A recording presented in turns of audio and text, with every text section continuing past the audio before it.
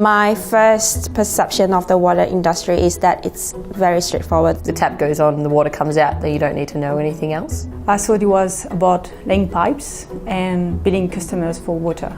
I thought the water industry was only for civil engineers. So if you're not a civil engineer, don't bother applying, was the rumour that goes around the university campus. I thought it was a pretty old school industry where there weren't new and exciting things happening and opportunities to improve our water in the future. I love the variety of my job. Every day is different for me. Some days I could be out training a customer about OH&S aspects of recycled water use. Other days I could be in the office looking at volumes and soil samples, water quality reports. It's not sitting at a desk all day. There's a lot of collaboration. There's a very diverse team that you work within, and then that involves, of course, going out to site and physically doing things and physically seeing the problems that you're dealing with. Getting out in the field is one of the aspects I love about my job. It gives you that freedom, that flexibility, and I honestly thought that when I'd start working I'd be behind my desk all the time, but it's nice to know that you can break your day up like that. So there's a new plant at Cardinia, the Cardinia Fluoride plant, and I was involved when it was still in commissioning phase. I thought to myself, I'm very lucky to work on this.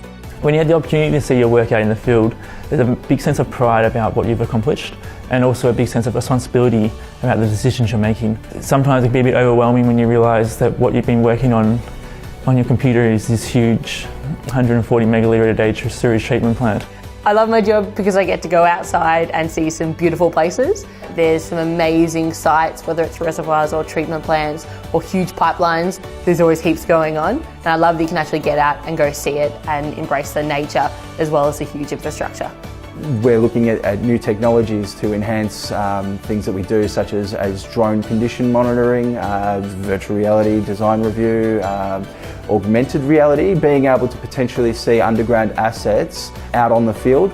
During my first rotation in the grad program, a project that I took on was to develop a business case for an improved treatment process plant, and to take that through to the design phase and have it ready for construction.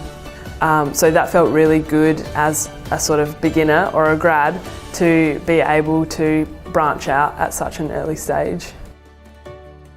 The most interesting thing about the water industry is really the impact that you have on everyone's lives. I went into this because I wanted to give back something to the community, and I'm certainly not alone in this industry with that kind of mentality. It's extremely fulfilling because you're giving back to the community and you're providing essential service that everyone takes for granted.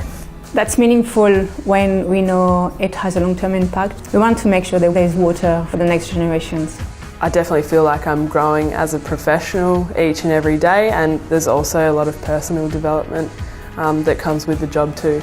There are a lot of exciting things happening in renewable energy, virtual reality and technology that will shape the future of water and sewage. Not only is it a great place for you to learn and grow in many different technical skills, but you also have the ability to give back to your community.